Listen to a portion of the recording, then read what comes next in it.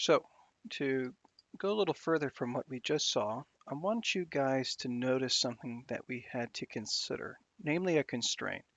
We had to assume that s was greater than 0. And why is that? Because when we take the limit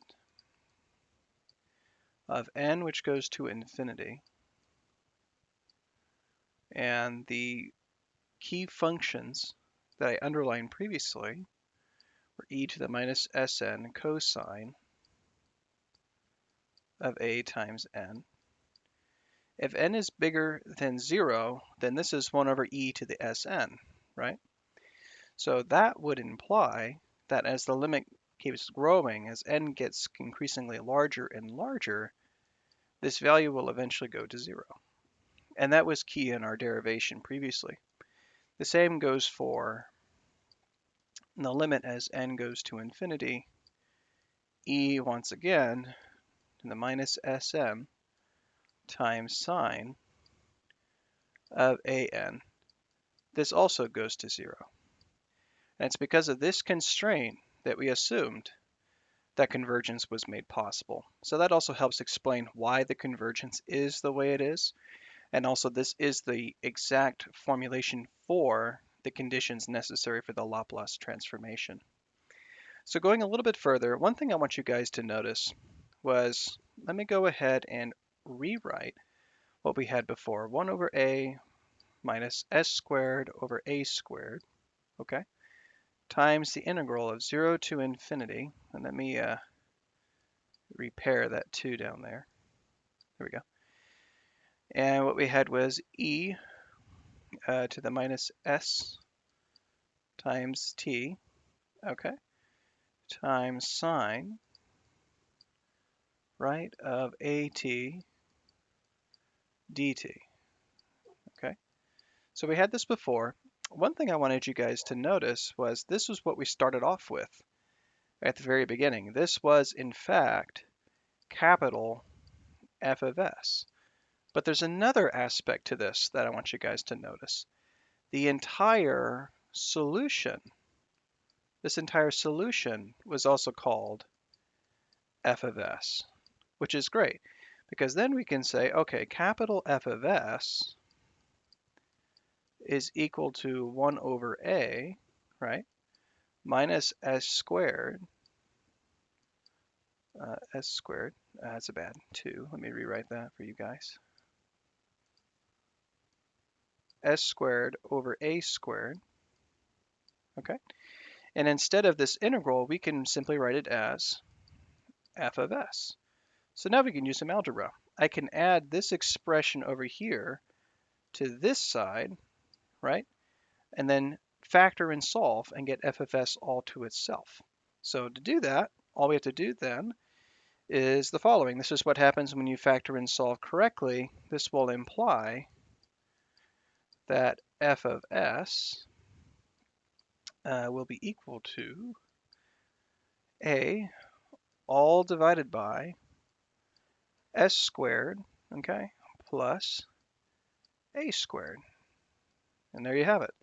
And again, this is provided that s is bigger than 0. And we understand the reason why is just so that these two limits converge. Okay, so that's it. So to actually formally state our answer, and the way I would expect you to formulate your answer as well, you would say the Laplace transformation of sine, okay, of a times t, just like this, is equal to capital F of s,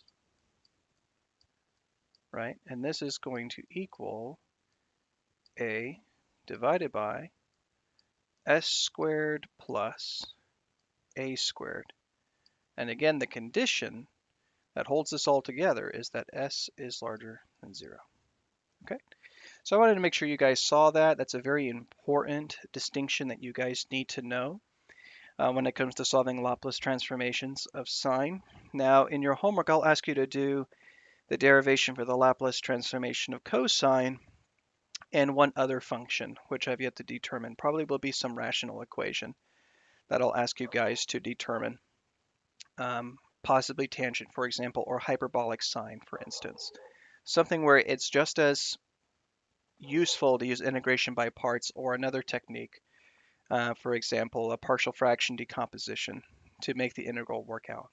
All right. Apart from that, there's a couple other things I want you guys to know before we move on to the next section.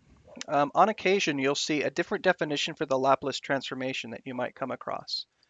I'm going to go ahead and write out what that would be for you guys. So another definition for a Laplace transformation could be written like this.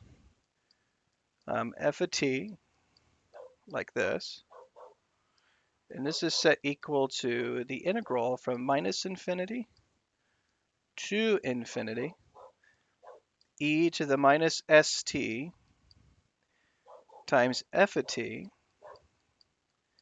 dt. Okay?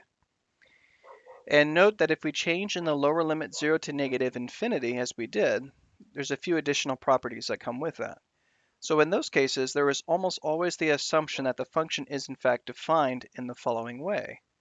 In order for this to work, for the definition above to work, we would have to say that our function is actually defined as a continuous piecewise function such that f of t, the function we're evaluating, if t is larger than or equal to 0, okay, or it's 0 otherwise, or that t is less than 0. Okay, that's typically the definition that f of t would have if it was using the definition you see above. All right.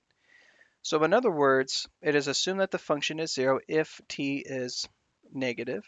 So in that case, the first half of the integral will drop out since the function is 0, and we will get back to the definition we were given before. Now, there is a function that is associated with this type of behavior called the Heaviside function, and it's usually used to make the function 0 for all negative values of t. And we may or may not be able to look at these in a later section, but it's good that you guys know that this up above is also usually referred to as the Heaviside function. Okay? All right. So next up, we are going to discuss how to use Laplace transformations with a larger polynomial and with more complicated scenarios. Stay tuned.